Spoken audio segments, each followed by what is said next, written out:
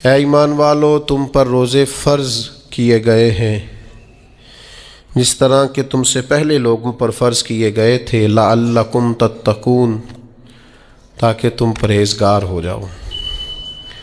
روزے کی برکت سے تمہیں تقوی نصیب ہو۔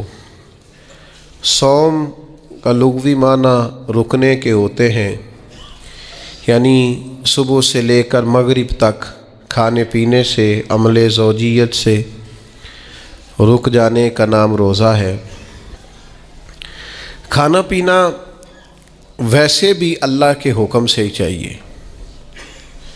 سارے پرندے ہوا میں اڑتے ہیں پر سارے نہیں کھانے چاہیے، وہی کھا سکتے ہیں جن کو شریعت نے جائز قرار دیا۔ بہت سارے جانور زمین میں چلتے پھرتے ہیں پر سارے کھانا مسلمان کے لیے حلال نہیں ہے، وہی کھا سکتا ہے جو کھانے کی اللہ رسول نے اسے اجازت عطا کی۔ مال، پیسہ، دولت ارد گرد بکھرا ہوا ہے لیکن سارا ہمارا نہیں۔ ہم وہی کھا سکتے ہیں جو ہمارے رب نے ہمارے لیے جائز رکھا ہے اور جو ہمارا حق ہے۔ کھانا پینا پہلے بھی مسلمان کا اللہ کی مرضی سے ہی ہے۔ کا غافل رہا تو اسے کچھ میسر آ سکتا، کچھ غفلت دور کرنی پڑے۔ اب دیکھیے، ہمارے ہاں محفل ہوتی ہے، لوگ گلیاں سجانی شروع کرتے ہیں 1 یا 2 دن پہلے۔ کسی گھر میں شادی ہوتی ہے تو لوگ گھر کا آنگن، صحن، چھت اور سامنے والی دیوار سجانا شروع کرتے ہیں 2-3 دن پہلے، اس سے زیادہ نہیں۔ بڑی خاص بھی کوئی محفل ہو تو 1-8 دن پہلے لائٹنگ لوگ کرتے ہیں کہ پتہ چلے یہاں ذکر رسالت مآب صلی اللہ تعالیٰ علیہ وسلم کیا جائے گا اور یہاں حضور کے تذکار کیے جائیں گے۔ 2-4 دن پہلے اگر کہیں لائٹنگ ہو جائے تو لوگ کہتے ہیں یار کوئی کمال ہی بات ہے کہ اتنے دن پہلے یہاں اتنی روشنیاں نظر آ رہی ہیں، کوئی انفرادی کام ہے، اس پر نظر جاتی ہے۔ آپ ذرا رمضان کی شان تو دیکھیں۔ حضور فرماتے ہیں سارا سال جنت سجائی جاتی ہے، کس لیے؟ حضور فرماتے ہیں رمضان المبارک کے لیے۔ سارا سال جنت سجا دی جاتی، اس کو تیار کیا جاتا ہے رمضان کی سعادت افروز گھڑیوں کے لیے، ان مقدس ایام کے لیے جو لے کر رمضان سایہ فگن ہوتا ہے، اس کے لیے پورا سال جنت کو سجایا جاتا ہے، تزئین و آرائش کی جاتی ہے۔ اور رمضان آتا ہے تو کریم کے کریمانہ فیصلے ہونے شروع ہو جاتے ہیں۔ کریمانہ فیصلے، ایک کریمانہ فیصلہ ہوتا ہے کہ دوزخ کے دروازے بند کر دو اور جنت کے سارے ہی دروازے کھول دو۔ اس کو راستہ کیا گیا ہے۔ پھر آپ کو پتہ ہے ایک انوکھی بات بھی آپ سے کرنی ہے، قانون نافذ کرنے والے اداروں کو نا مجرموں کا پتہ ہوتا ہے، ان کو پتہ ہوتا ہے کس جگہ کچھ فسادی لوگ ہیں۔ وہ دیکھتے ہیں نا ملک میں کوئی خاص مہمان آ رہا ہے جو ملک کے لیے فائدہ مند ہے اور وطن کے لوگ اور وطن کو اس سے فائدہ ہوگا، استفادہ کریں گے لوگ اس کے آنے سے، وہ کیا کرتے ہیں ان فسادیوں کو پہلے بند کر دیتے ہیں۔ کہتے ہیں ایسا نہ ہو کہ یہ آ کے کوئی خرابی کرے، وہ منع کر دیتے ہیں۔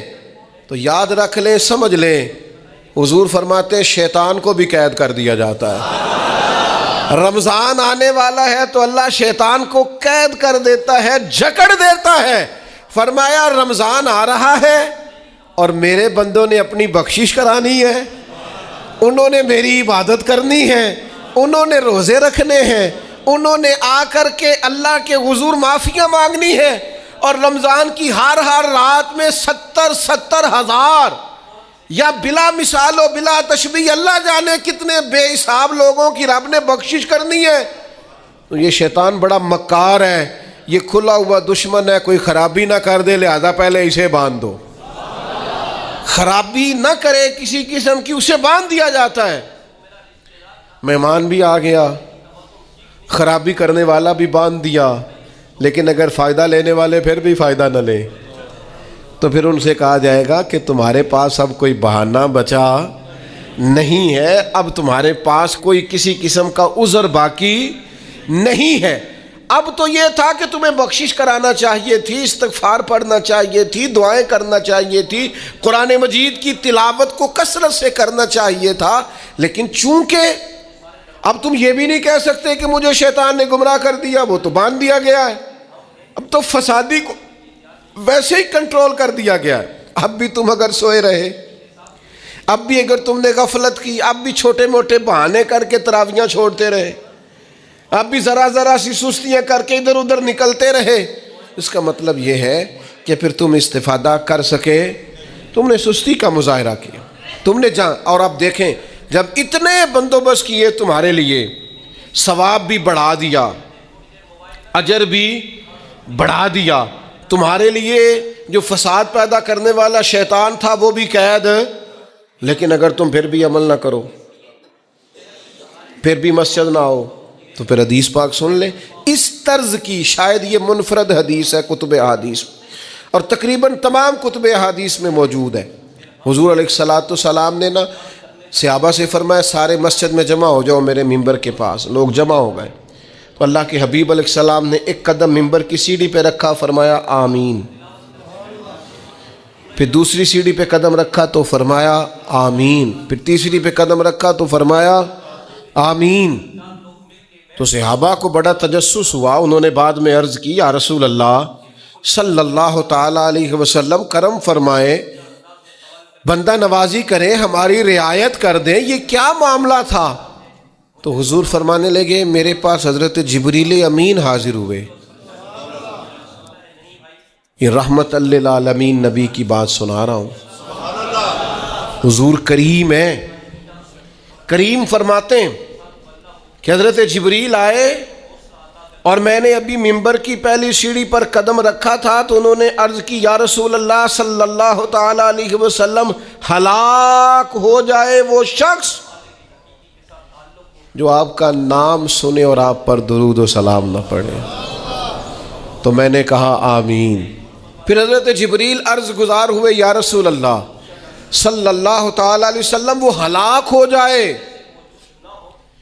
جس نے بڑھاپے میں والدین کو پایا اور ان کی خدمت کر کے بخشش نہ حاصل کر سکا۔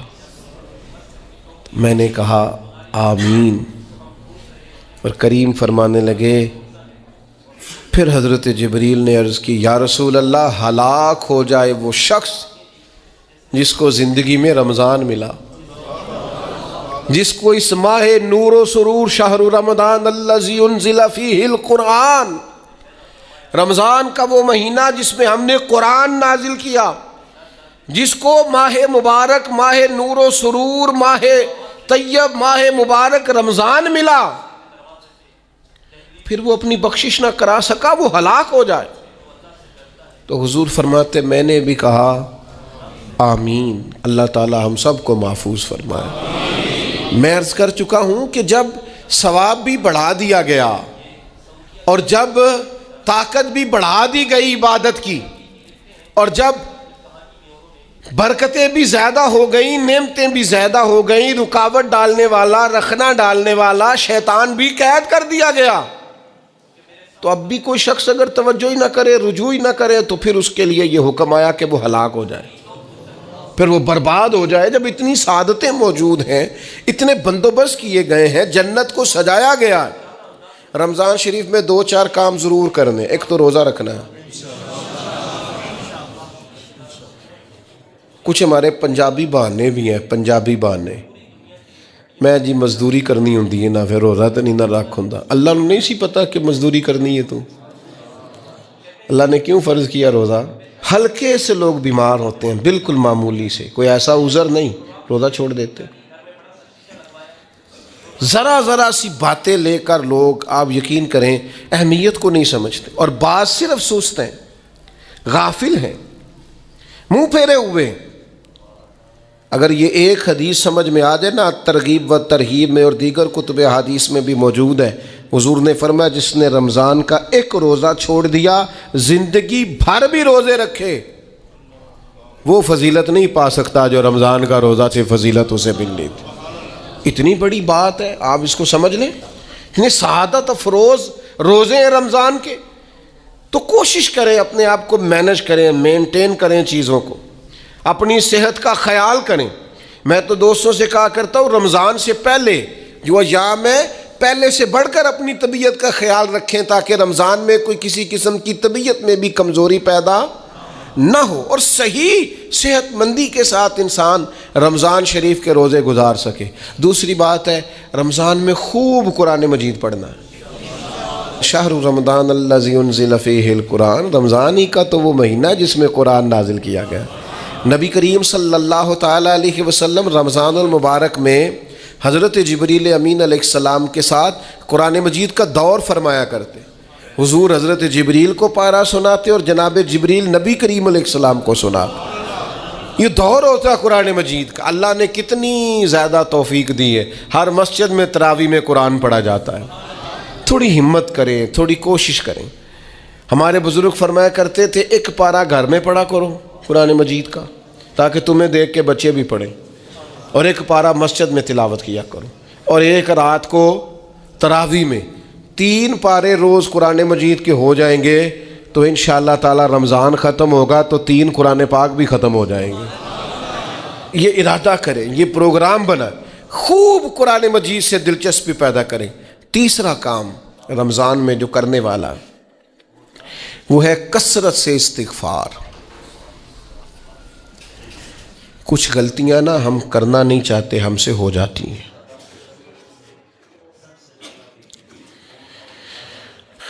کچھ غلطیاں ایسی ہیں جو ہم بڑی بڑی کر چکے ہیں لیکن ہمیں یاد ہی نہیں، بھول گئے۔ کچھ خطائیں ہم سے ایسی سرزد ہوتی ہیں جو لاشعوری میں ہو جاتی، ہمیں سمجھ ہی نہیں ہوتی کہ یہ خطا ہے اور اتنی بڑی ہے۔ کسی شخص کو بعض اوقات کوئی ایسی بات کہہ دیتے ہیں کہ ہماری نظر میں وہ بات معمولی ہوتی ہے پر وہ بیچارہ ساری رات سو نہیں سکتا۔ رمضان کا مہینہ ہے اپنے رب سے معافی مانگنے کا مہینہ، اس سے توفیق مانگنے کا مہینہ، اس کے حضور حاضر ہونے کا مہینہ۔ میں آپ کی خدمت میں عرض کروں، حضرت عائشہ صدیقہ فرماتی ہیں نبی پاک نے فرمایا صلی اللہ تعالی علیہ وسلم، جس سے اللہ نے قیامت والے دن حساب پوچھ لیا نا اس کے لیے مشکل ہو جائے گا۔ حساب یسیرہ یہ ہے کہ وہ مہربانی فرمائے اور فیصلہ جب کرے تو کرے ہی درگزر والا، فرمائے جا تجھے معاف کیا۔ رمضان کا خاص مہینہ ہے، سحری میں بھی دعا قبول ہوتی ہے، افطار میں بھی دعا قبول ہوتی ہے، صبح سے لے کے افطاری تک بندہ ہر وقت عبادت میں ہوتا ہے۔ تراویح کے بعد بھی دعائیں مانگے تو وقت قبولیت کا ہے۔ میرے بھائیوں، رمضان کی راتیں بھی قبولیت کی، آخری طاق راتوں کی شان قبولیت کی، لیلۃ القدر قبولیت کی۔ اس دفعہ جھک نہ جائیں اس کی بارگاہ میں سجدے میں، رو رو کے معافی مانگ نہ لیں اس سے۔ ہم برے نہیں ہیں، چاہتے نہیں ہیں، پر ہمارے وجود سے کچھ غلطیاں ہو جاتی ہیں، ہمارے سینوں میں کچھ پچھتاوے ہیں، کچھ من میں باتیں ہیں۔ اس دفعہ اس کے حضور عرض نہ کریں کہ کچھ کمیاں رہ گئی ہیں، دل نہیں کرتا تھا ایسا ہو پر انجان تھے، نہ چاہتے ہوئے بھی کمزوریاں ہو گئیں۔ رمضان آ رہا ہے، بڑا گولڈن چانس ہے، بڑا خوبصورت موقع۔ بھائیو، رمضان کی ہر سحری کے بعد رب سے معافی مانگیں۔ آپ کو پتہ ہے اتنی بڑی امت مسلمہ لیکن ہر گلی میں کمزور ہے، ہر جگہ رسوائیاں ہمارے ساتھ چمٹی ہوئی ہیں، ہم چاہ کے بھی اپنے بھائیوں کی مدد نہیں کر سکتے۔ میرے پاس ایسے ایسے جوان آتے ہیں جو کہتے ہیں ہمیں بتائیں نا ہم فلسطین کے لیے کیا کر سکتے، ہمیں بتائیں نا۔ یہ ہماری بے بسی، یہ ہماری غلطیوں کا نتیجہ ہے۔ تو خوب استغفار کریں، اپنی کوتاہیوں کی معافی مانگیں۔ رمضان کی ہر صبح میں، ہر شام میں، ہر دن میں، ہر رات مصلی بچھا بچھا کے عرض گزار ہوں کہ مالک تو ہمیں معاف فرما۔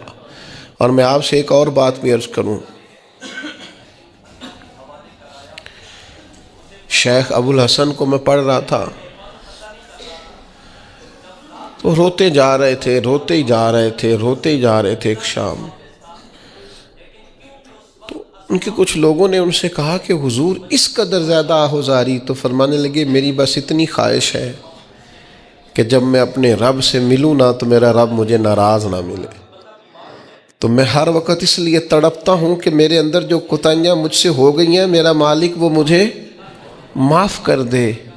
ہم نے کوشش کی ہے زندگی میں ماں باپ کی خدمت کرنے کی، لیکن نہیں، ہم سے ان کے حق ادا نہیں ہو سکے۔ کوشش کی ہے بہن بھائیوں پر توجہ دینے کی، لیکن حق ادا نہیں ہو سکے۔ چاہیے تھا اولاد کی تربیت بڑی شاندار کرتے، لیکن سہولتیں کچھ زیادہ دے بیٹھے، لاڈ پیار کچھ زیادہ کر سکے، ان کی تربیت کا بھی صحیح حق ادا۔ اللہ نے عزتیں زیادہ دی تھی، جواب میں ہماری خدمتیں تھوڑی۔ ہم اپنے رب کی بارگاہ کی حاضریوں کے بھی حق ادا نہیں کر سکے۔ اس نے ہمیں نوازا زیادہ ہے، ہمارا شکر کم ہے۔ ہم اس کا حق ادا کرنے کا کام یہ ہے میرے بھائیوں کہ رمضان میں خوب استغفار کریں۔ ہم سے جو کمیاں رہ گئی ہیں اس پورے ماہ مبارک میں، اپنے مالک سے عرض کریں کہ مالک اس ماہ مبارک میں جنہیں تو معاف کرنے والا ہے ان میں ہمارے بھی نام شامل فرما، ہمارے بھی نام شامل فرما۔ اور بھی عرض کرنی ہے، ان کے لیے بھی دعائیں کرنی ہیں رمضان میں جو ہم سے بچھڑ گئے، جو مٹی تلے جا کے آرام فرما ہو گئے۔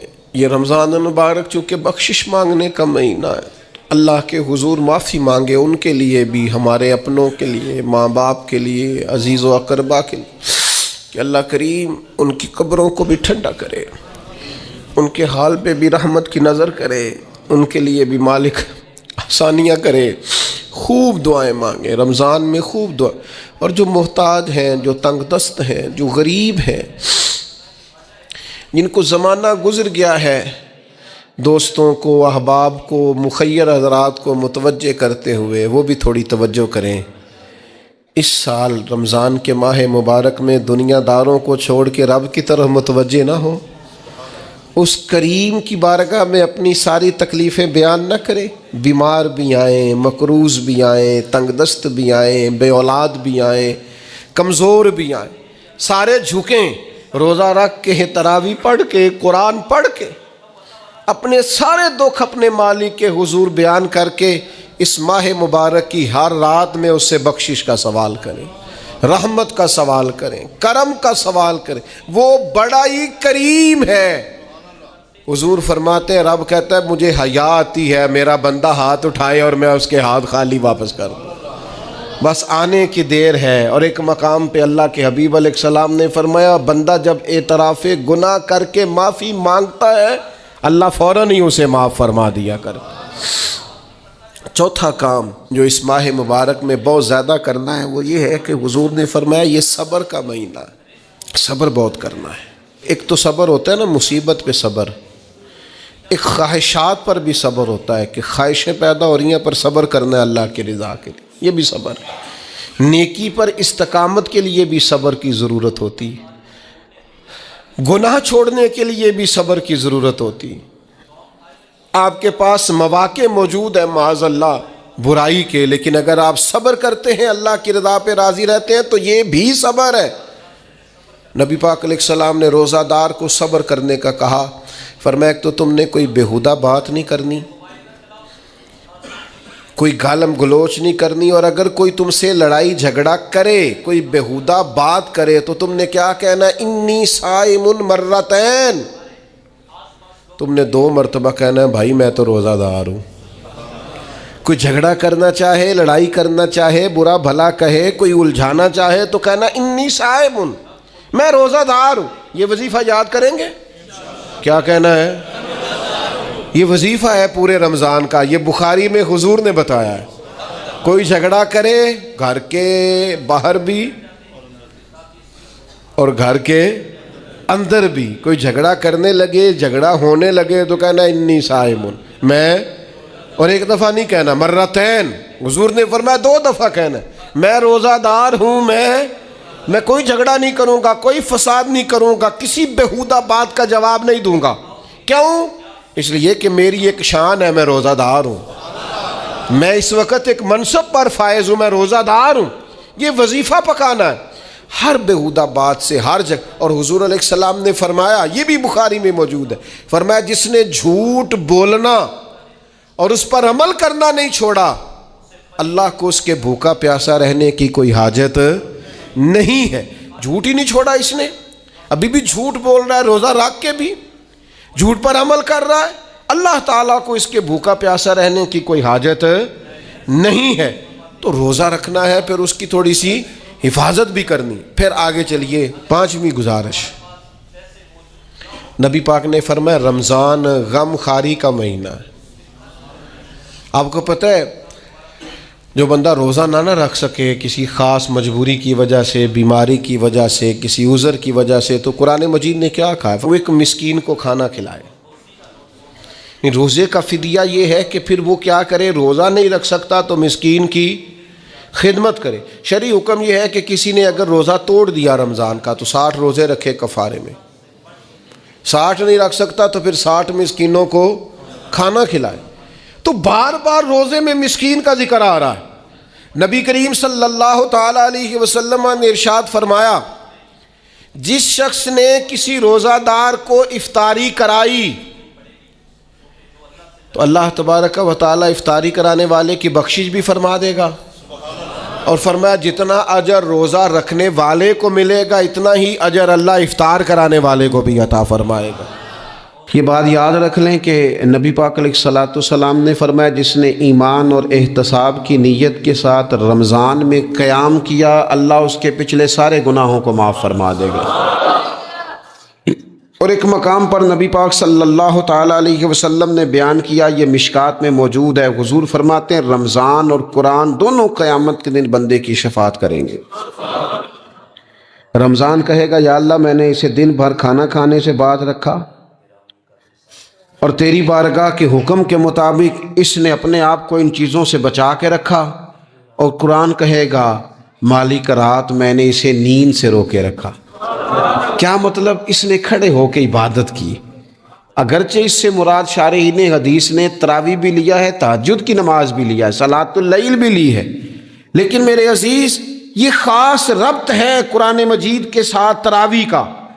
مسنون ہے رمضان کی راتوں میں قرآن مجید اور تراویح کا پڑھنا۔ اگر تھوڑی سی نا طبیعت میں صرف تبدیلی پیدا کی جائے، میں نے دیکھا ہے کہ جو لوگ کہتے ہیں نا میرا وقت بڑا قیمتی ہے، بڑی ساری جگہوں پہ آپ کو بیٹھنا پڑتا ہے، بیٹھیں آپ 2 گھنٹے بیٹھیں، 3 گھنٹے بیٹھیں۔ میں نے دیکھا ہے لوگ جاتے ہیں کسی دفتر میں تو رات کو ہی چلے جاتے ہیں اس علاقے میں، کھڑے ہیں، پاسپورٹ کے دفتر کھڑے ہیں، شناختی کارڈ کے دفتر کھڑے ہیں، امیگریشن کی لائنوں میں کھڑے ہیں۔ کچھ ذہن تو بنائیں کہ میں نے رات کھڑے رہنا ہے اور اپنے رب کی عبادت کرنی ہے۔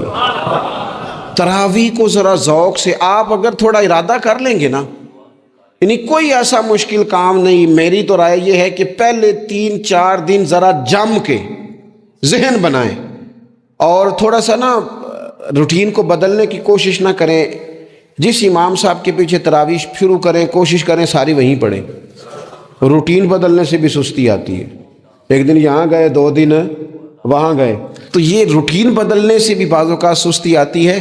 کوشش کریں ایک جگہ پہ قرآن شریف سننا شروع کریں اور پھر پورا قرآن مجید وہیں پہ سنیں اور تھوڑا ذہن بنائیں۔ میں نے دیکھا ہے ہمارے استاد صاحب اس طرح کیا کرتے تھے کہ بہت تھوڑا کھانا افطاری کے وقت، تھوڑا، اور ان سے کہا جاتا آپ بزرگ آدمی ہیں، اتنا کم کھانا کیسے نظام چلے گا؟ تو فرماتے تھے میں 1 چپاتی اور آدھی چپاتی کھا لوں گا لیکن تراویح کے بعد۔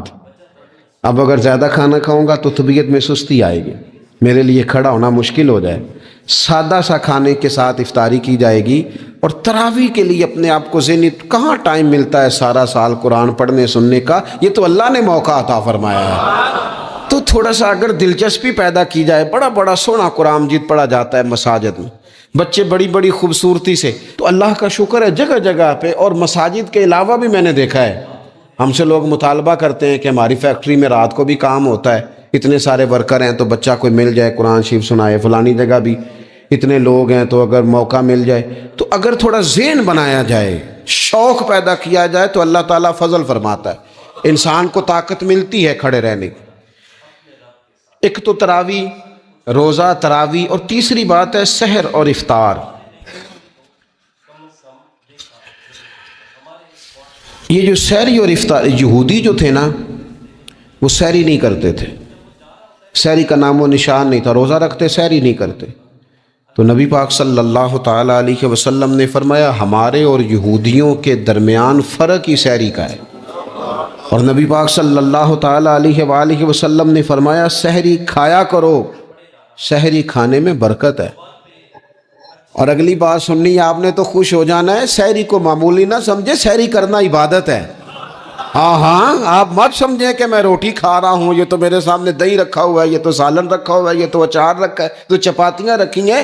سحری کھانا عبادت ہے۔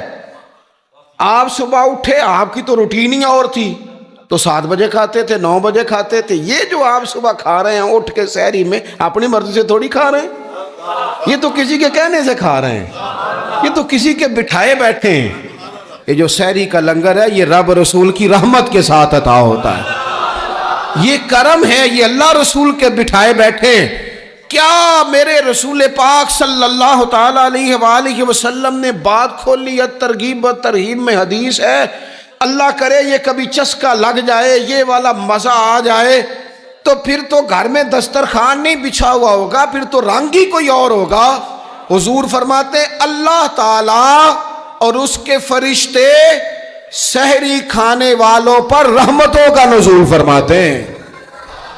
کھائی روٹی جا رہی ہے، پکا ہوا کھانا ہے، لیکن حضور فرماتے ہیں رب بھی رحمتیں فرما رہا ہے، اور اللہ کے حکم سے فرشتے بھی رحمتوں کا نزول کر رہے ہیں سحری کھانے والوں پر۔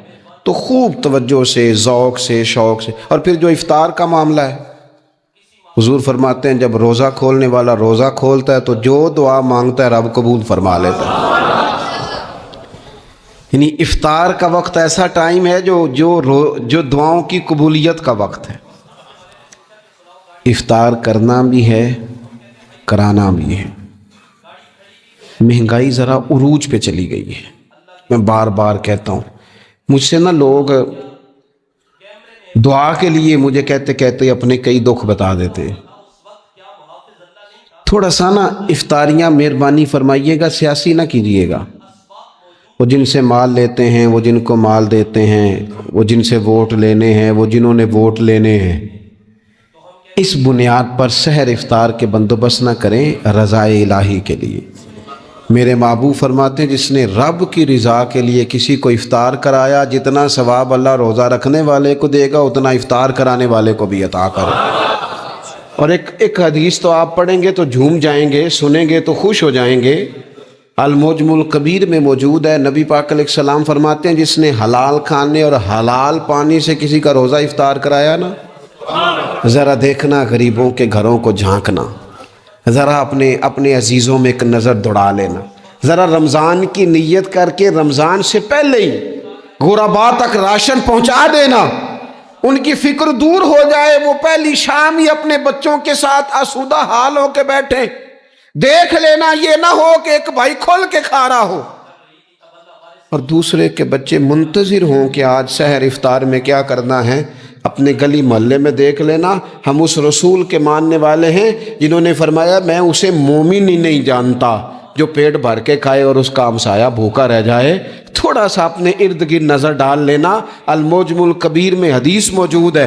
اللہ کے پیارے رسول صلی اللہ تعالیٰ علیہ وسلم نے فرمایا جس نے حلال پانی سے، حلال روٹی سے کسی کا روزہ افطار کرایا تو فرمایا فرشتے اس بندے کے لیے رمضان کے دنوں میں، رمضان کی گھڑیوں میں دعا کرتے ہیں، اور جناب جبریل امین اس کے لیے شب قدر کی رات دعا کرتے ہیں۔ حضرت جبریل شب قدر میں دعا کریں گے، خاص رات، یا اللہ اس بندے پر فضل فرما، اس نے تو غریب آدمی کو افطار کرا۔ یہ ایک عبادت ہے، اس عبادت کا خیال کریں۔ پھر اعتکاف آئے گا، رمضان کے آخری 10 دنوں کا اعتکاف۔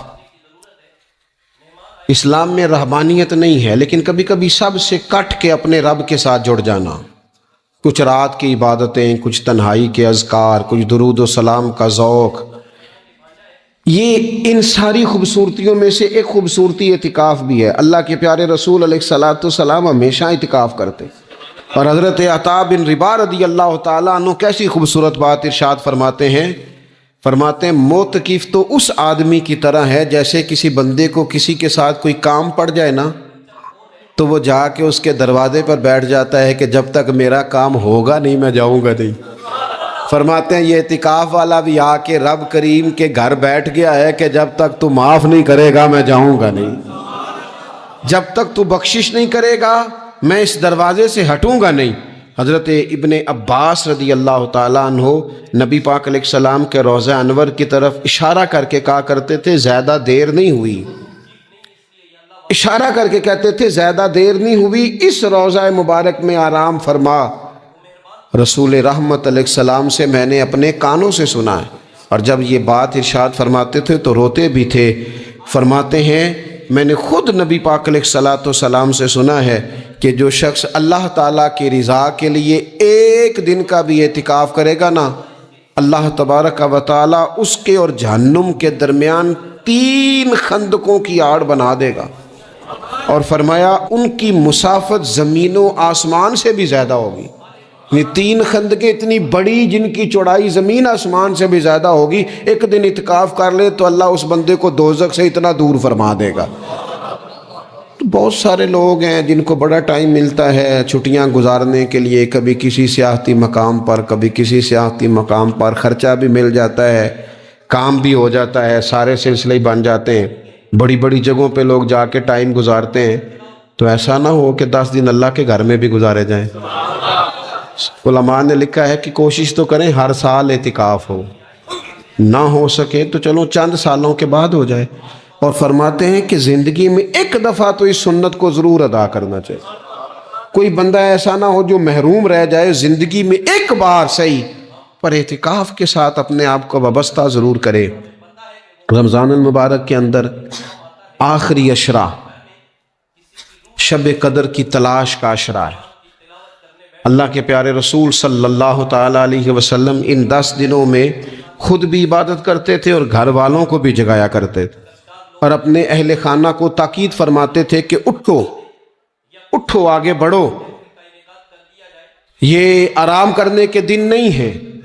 ہمارے ہاں یہ ہوتا ہے کہ وہ جو آخری 10 دن زیادہ عبادت کے تھے، شب قدر کی تلاش کے تھے، وہ آخری 10 دن سارے بازار میں گزر جاتے ہیں، کپڑے سلوائے جا رہے ہیں، کپڑے خریدے جا رہے ہیں، جوتے خریدے جا رہے ہیں، واپس کیے جا رہے ہیں، دوبارہ لیے جا رہے ہیں، سفر ہو رہا ہے، آنا جانا ہو رہا ہے، عیدیاں بٹ رہی ہیں۔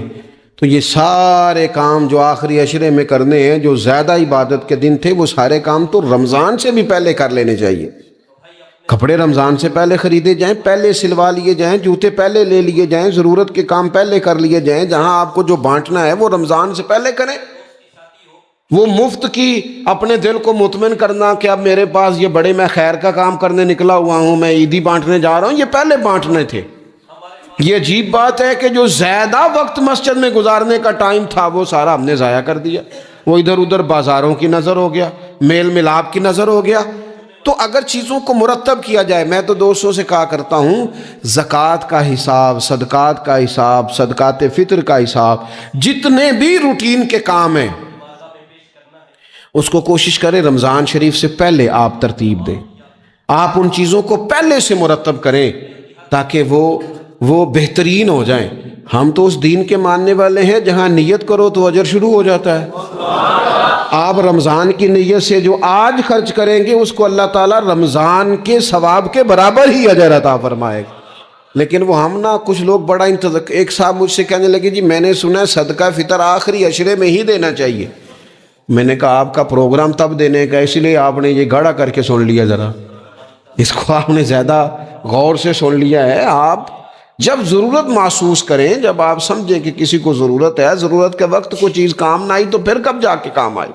تو میری آپ سے یہ اپیل رہے گی کہ پہلے سے چیزوں کو مرتب کریں، معاملات کو پہلے سے طے کریں۔ وہ لوگ بڑے اچھے ہوتے ہیں جو وقت پر منصوبہ بندی کرتے ہیں، جو چیزوں کو ٹائم پہ مرتب کرتے ہیں۔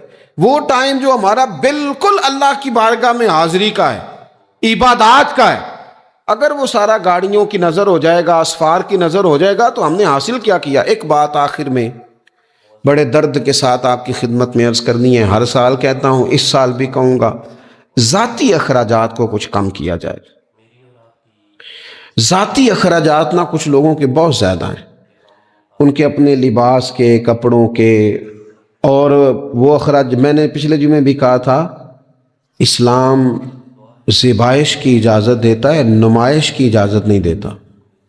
نمائش والے کام اگر تھوڑے چھوڑ دیے جائیں کچھ بھی نہیں ہوتا۔ میں تو شاید اگر میں سینکڑوں کہہ دوں تو غلط نہیں ہوگا، لیکن بیسیوں تو لوگ ایسے ضرور ہوں گے کہ جو عید ساری سو کے گزارتے ہیں، سارا دن سوئے رہتے ہیں، پتہ نہیں وہ اتنے مہنگے مہنگے کپڑے کس لیے خریدتے ہیں۔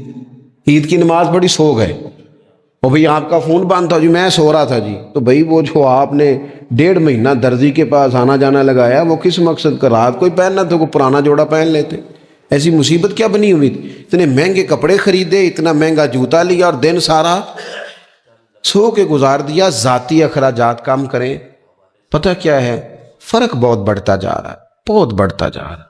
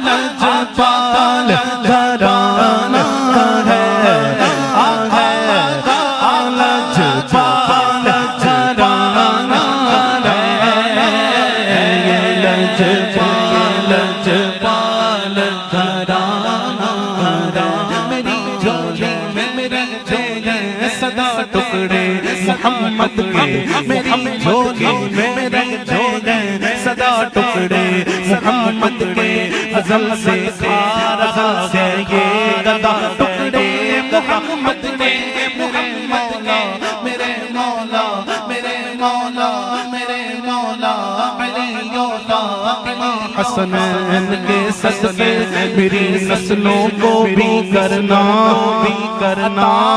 ٹکڑے محمد کے، محمد کے ہے نسل کریموں کی یہ لجپال ترانہ ہے نسل کریموں کی یہ لجپال ترانہ ہے۔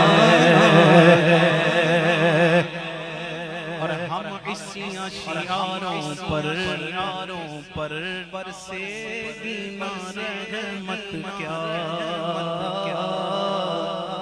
محشر میں کریں گے نا وہ لطف و عنایت کیا آقانا پھیلائیں گے اے بازوئے شفاعت کیا سوار اگر توبہ ٹوٹی بیت کیا سوار اگر توبہ ٹوٹی بیت کیا بخشش کی روایت میں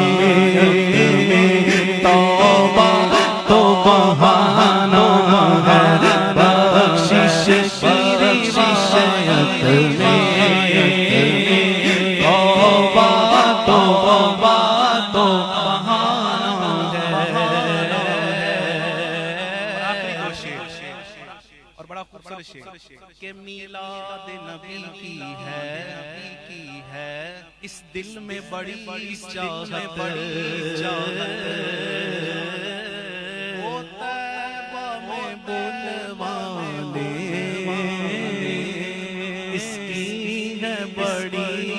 حسرت ہے دھوم مچانے کی اس سال سبھی طول بنیت یہ کرے حق سے لی موت میں کچھ کہ میلاد کی آمد ہے محفل کو سجانا میلاد کی آمد ہے محفل کو سجانا سرکار کی آمد مرحبا دلدار کی آمد مرحبا حضور کی آمد مرحبا پر نور کی آمد مرحبا مر کی آمد مرحبا دادر کی آمد مرحبا حضور کی آمد مرحبا میلاد کی آمد ہے محفل کو سجانا کہ اصحاب نبی کا ہے ادنا سا یہ ایک نوکر اصحاب نبی کا ہے ادنا سا یہ ایک نوکر حسنین کے قدموں کی خیرات کا یہ خوگر راشد پہ کرم ایسا وہ سرورے پگاروں پر میں کرم اس کو رکھیے رکھسارے محشر میں کرم اس کو رکھیے رکھسارے محشر جیسا نصیر آخر سائل سو پرانا جیسا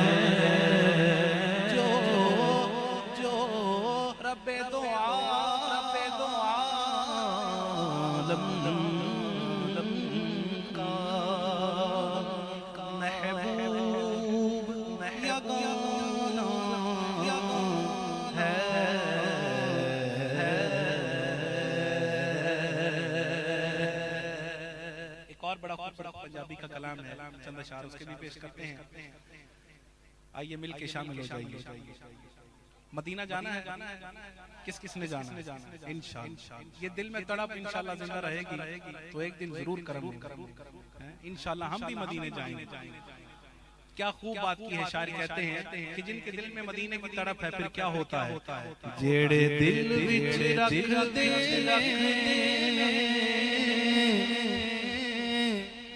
ارمان مدینے دے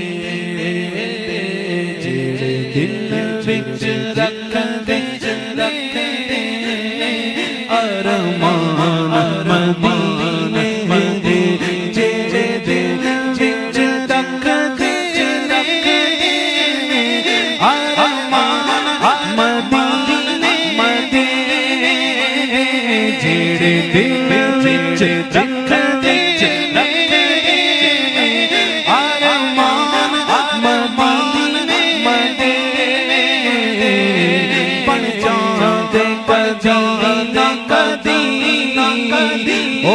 مہمان مدینے دے بڑھ جاتے نہ کبھی مہمان مدینے دے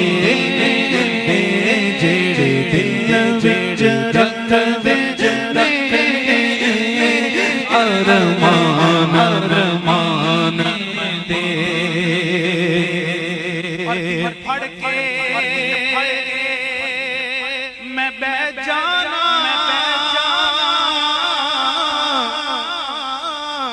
او جی بھر کے میں رو لینا دل پڑھ کے میں بہ جانا جی بھر کے میں رو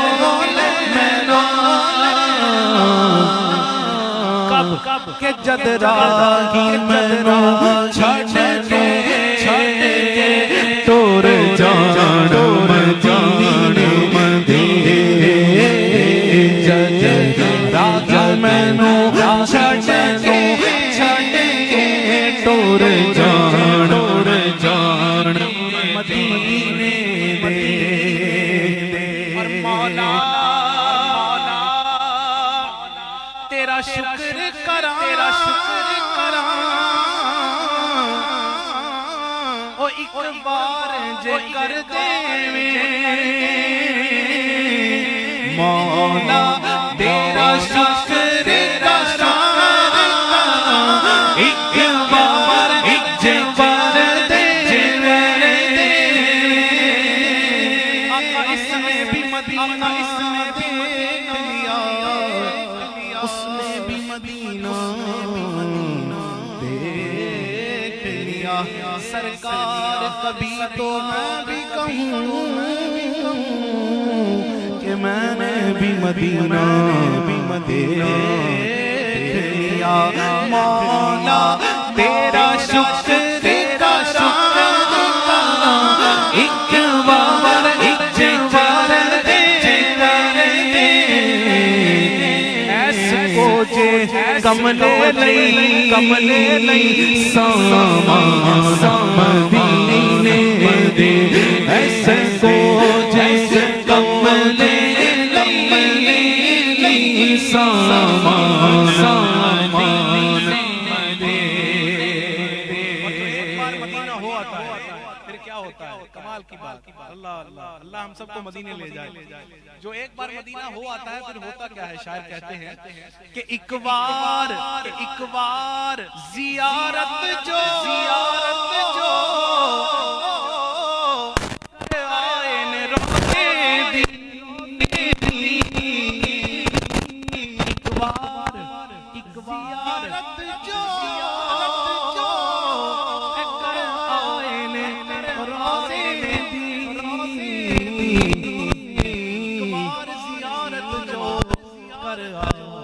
روزے دی وہ ساری عمر لندے سکتے اے احسان مدینے ساری عمر لندے سکتے اے احسان مدینے جڑے دل وچ رکھ دے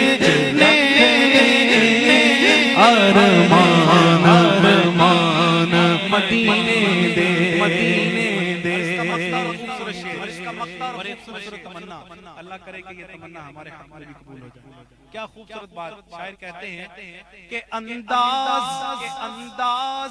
اور رک جانے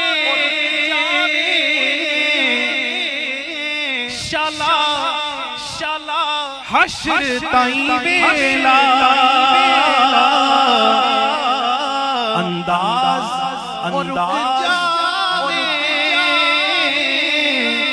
شالا حشر تائیں بیلا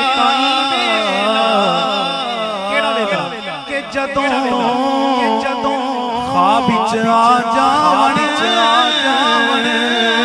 اے سلطان مدینے دے جدوں خواب وچ آ جان